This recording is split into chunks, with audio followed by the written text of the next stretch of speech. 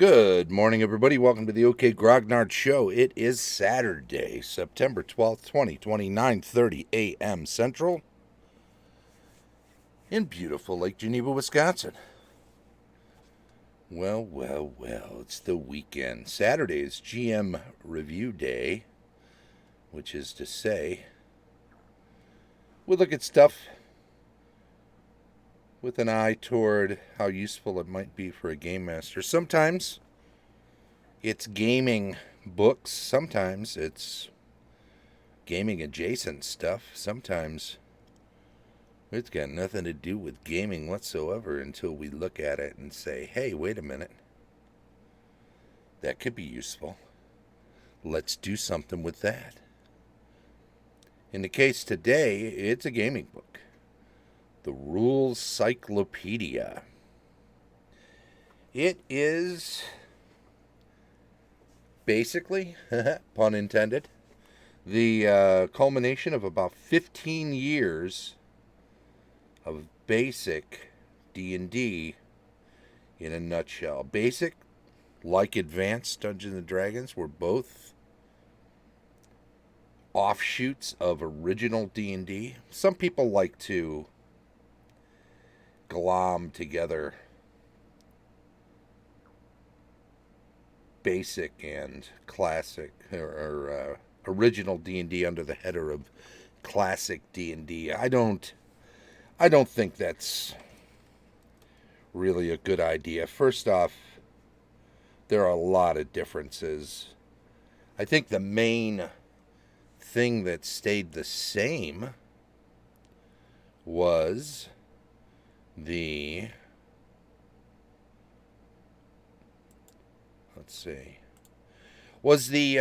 races as classes. So we still have look at that, we got that right in the way there, huh? Should we move that mic out of the way? Who cares if it's there, right? I think the main thing that they kept the same was races as classes, and I think that becomes a major divide between basic and advanced Dungeons and Dragons, where races and classes are chosen separately and combined to make a myriad of additional combinations, whereas race in original D&D, non-human, had its own thing. It was usually associated with specific classes, but it also allowed for less modification, or rather less variety.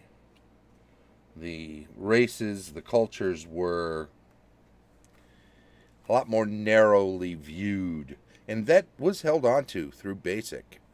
And I think because of that, a lot of people think of basic D&D and its predecessors, BX,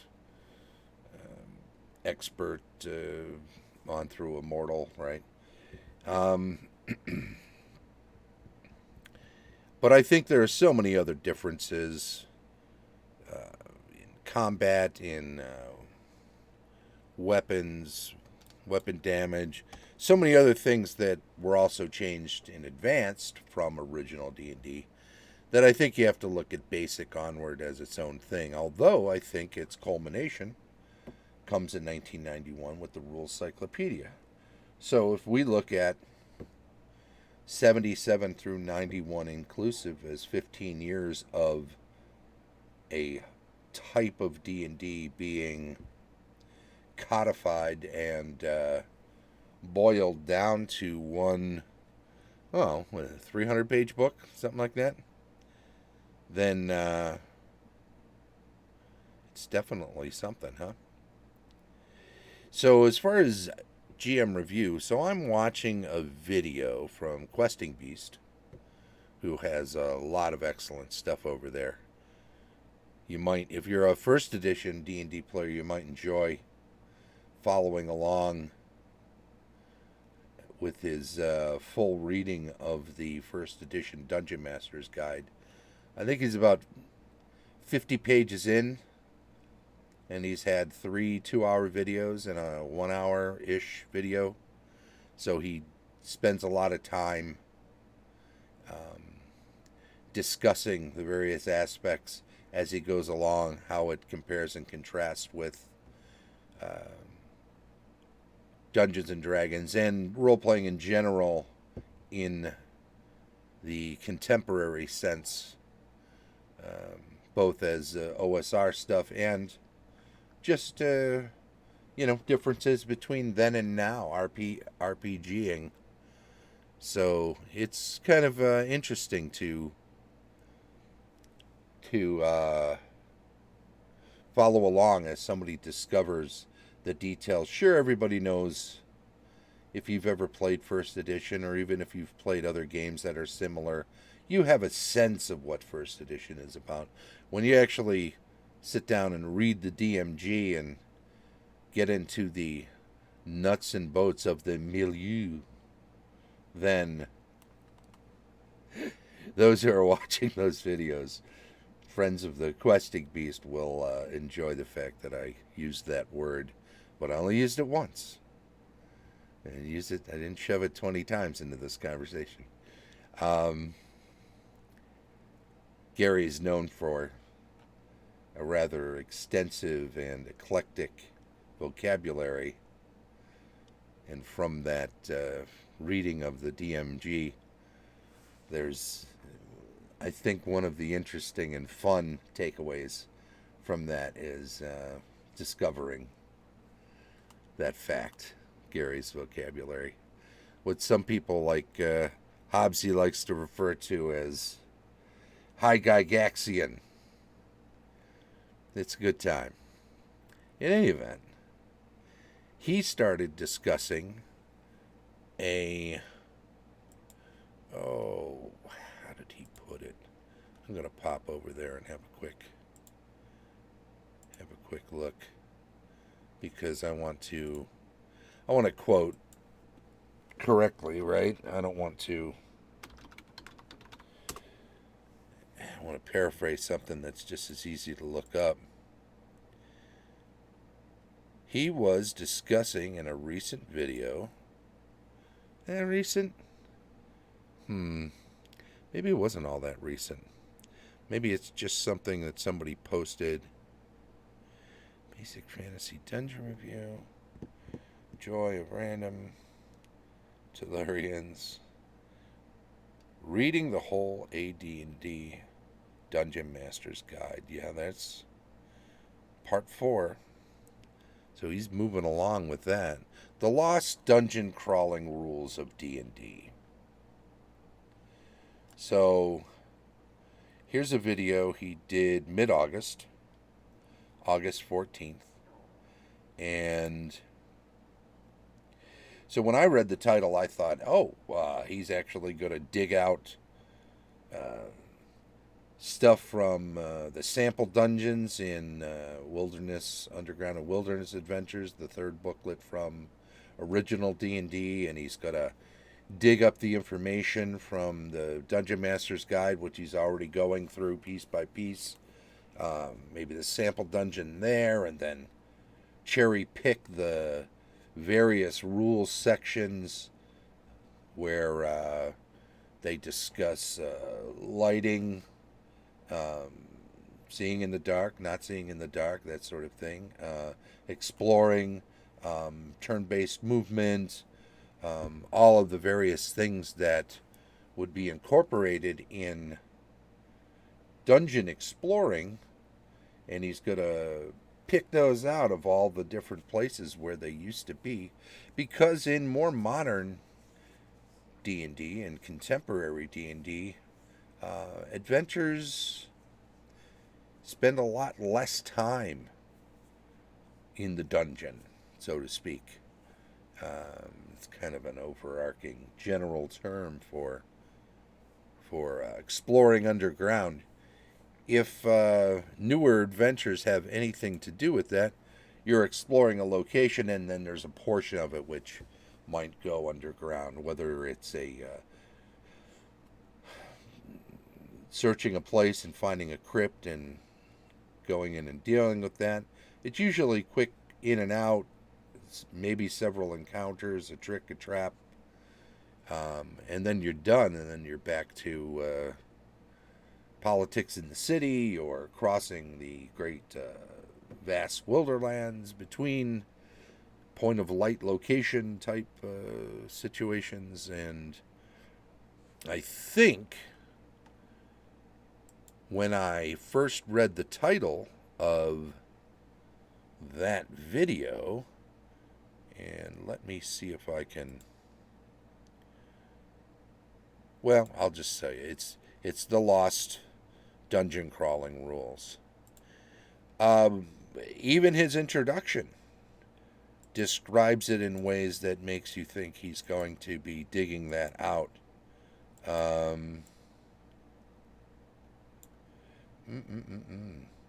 But then, nearly 3 minutes in, he holds up Old School Essentials. Now, I've played Old School Essentials on a number of occasions. I haven't run any Old School Essentials. I've downloaded the free basic rules. But it's a very popular system right now as a sort of a retro, let's look back at D&D and I want to say reimagined, because it doesn't change a lot of things so much as simplify things and maybe fill in a few holes where simplicity doesn't cover what you need. But he discusses in that video, he's 3 minutes in, he's got another 15 minutes or so of the video. He goes through the various details of how they describe and explain dungeon crawling, dungeon adventuring, as it's called in Old School Essentials. And it's pretty useful. As a simple take on this, I think he overemphasizes what he describes as the dungeon is trying to kill you. I believe is what he says at several points. He brings that up. The dungeon hates you. The dungeon is trying to kill you. I've never felt this way about these locations. If anything, if the dungeon feels anything at all, which it doesn't, it's not. I know it's popular to try to personify locations. Ravenloft is intensely evil, and intent on turning you evil as well. You know, there's this whole sense that the world is out to get you. But you know, from my mind, that's just one step away, and veering awful close to the idea that the DM is an adversary. And I've never run games that way. I always feel like the DM is a neutral arbitrator. Sure, the DM is in charge of making sure there are obstacles to overcome within the setting. There is conflict to be found, more so than what one would run into in their own personal daily life in RL meat space. But there's no hatred from a dungeon. It's cold, indifferent stone, if anything. And what is in there is definitely designed, or in the case of traps and whatnot, or malevolently thinking about trying to kill you in the case of creatures and NPCs, villains, and that sort of thing. But the dungeon itself, and personally for me, that's even more scary. Because if it has emotions, then there's the sense that it can be reasoned with in some way. That there's some something you can grasp on. Well, if it hates me this much, it'll make a mistake. I can try to trick it into. No, it's not. There's no, you know, you parachute into Antarctica, far away from the science stations. It doesn't hate you. Doesn't hate you in the slightest. So there's a sort of a narrative license being taken in this the dungeon hates you thing that speaks to a certain style of DMing, a sort of a storytelling DM. The DM that has a predetermined plot. And I think that's a difference. I don't know that Old School Essentials really pushes a game in that direction so much as his interpretation is taking it in that direction. And that's fine. That's what he's getting out of it, and it works for him, and it's a good thing for his games, for him to be thinking in that way, because it's a consistent style of thinking. But it's not the way I run games. I like to throw, as I've told people, I throw nouns into a world, and I let people discover them, and it's in that discovery that, through gameplay, that retroactively we know what a story is. We don't know what the story is until the gameplay is done. And there are smaller stories that are part of larger stories as we play additional games. And that's the sandbox style of jamming. And all games are on a sort of a spectrum, right? All games are nothing is ever fully storytelling. And this used to be, or fully sandbox. They're all somewhere in between. Mine just are much closer to pure sandbox, with maybe a hint of some storytelling when it's convenient to move things along or whatever. Whereas some storytelling DMs have very little sandbox. Player agency is almost non-existent except in moments. I can decide to swing my sword. What that will do to your overall story, effectively, it might be nil.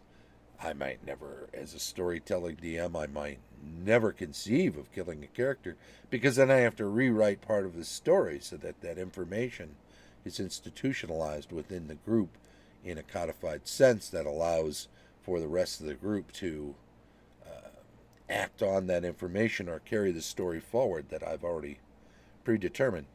You'll play through a series of scenes in which it'll be very obvious what you should be doing, because it's like playing. Somebody told me once they wanted to play the Lord of the Rings. They wanted to play Middle Earth, but they wanted to play as Frodo. When they first figure out that he has the ring, I'm like, why the heck would you want to? That story's been done. Are you just going to you going to attempt to make the same decisions as the player character Frodo throughout the rest of throughout the full run of a game? That doesn't make any sense. I mean, you might as well. I had a thought for a game once called SimU, where you would set up a webcam behind yourself at your computer, and you'd watch yourself typing, and you'd try to keep up with the strokes. What's the point of that? That's not a game, really, right? I'm just doing what I already know I'm doing. I'm doing it in real time, at least that way. I'm not redoing a story that's already been written. But why would I want to emulate something that's been done? It takes all the game out of the game, and it is a role-playing game, and I like that. I like that it creates something. But let's look. Let's spend some time during the GM review looking at some of this Rules Cyclopedia, because the section I want to focus on, and this is why I brought this up in the first place today, the section I want to focus on is page, what is it, 143? Yeah. It begins a section called Dungeon Master Procedures. And this, at the least, 1991, that's not even going all the way back, really, right? We're 17 years into the game at this point, with original D&D having come out in 1974.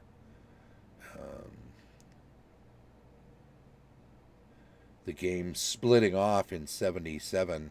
There was a basic box that was meant to be a simplified version of OD&E, but it wasn't a it wasn't essentially a new edition like further basic games became, which were rewrites and revisions of the rules, much in the way that Advanced Dungeons and Dragons were rewrites and revisions of the rules, although in a different direction. So here we have Dungeon Master Procedures. This stuff, good in any edition, good in any game of medieval fantasy that includes any kind of dungeon crawling. Some of it might be overly specific for your games. You might not need all of these rules, but there's something to be said for having read a very specific way of doing something and then deciding when you run it to only share at the table certain portions of it. The rest of it can run in the background, unseen by the players. Most of it in practice, unused at the actual game table, even by you. But having read it, it helps you to make things feel a lot more specific, a lot less vague at the table, because you know the sorts of various places the things you can touch on that can make it interesting for the player characters, that can help you to ramp up the tension in certain situations, that can make it feel closer to real.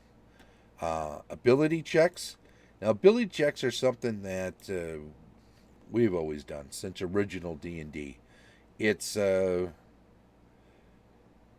essentially the skills system before the skills system was fleshed out. Anything that wasn't already specifically tied to an ability could be circumstantially, situationally tied to an ability. In other words, somebody says they want to leap from one place to another, you can decide, well, could be strength, could be dexterity. You choose, they'll choose the higher, whichever one is more likely. You roll your ability score or under, and if you make it, you make it. Sometimes it's a binary thing. Either you make it or you don't. Sometimes it's a degrees of success sort of situation where the better I roll, the more under. Some people, like Hobbes, likes to say you got to roll under, but the closer you are to it, he calls it his Price is Right system, because it emulates that style of the closest without going over, right? If you hit the number right on the head, that makes you perfect. And that's cool, but requires a little more mental gymnastics than just roll below, and the lower you roll, the better. We have to know specific numbers then. And it's an interesting way of doing it. Works out virtually the same.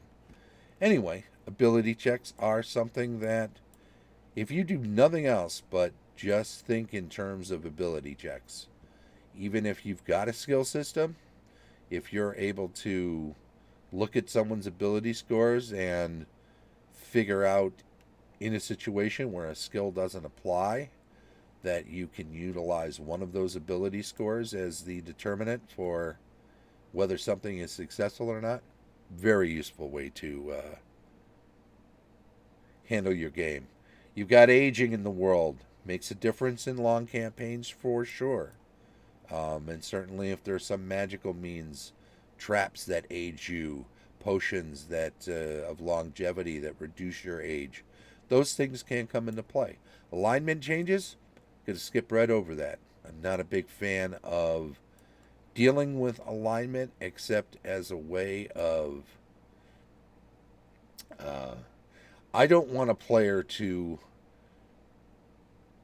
force his character to do certain things because their alignment says it's that.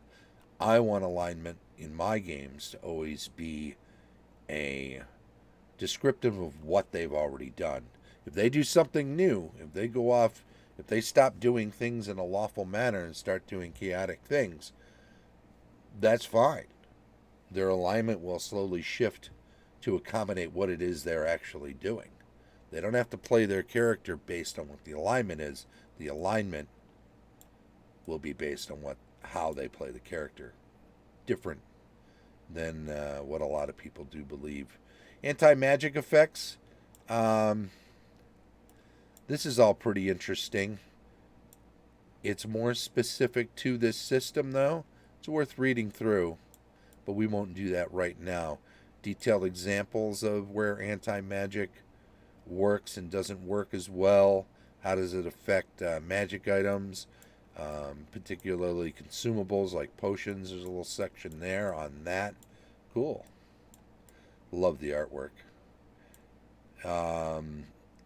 Area spell effects. How does it affect those? Arguments and complaints. If an argument starts during a game, stop the game for a moment, listen to both sides, and make a decision. Good advice in here on handling that sort of thing. Charm person spells, always a sticky wicket. Climbing can be a little bit odd to deal with because it's so specific.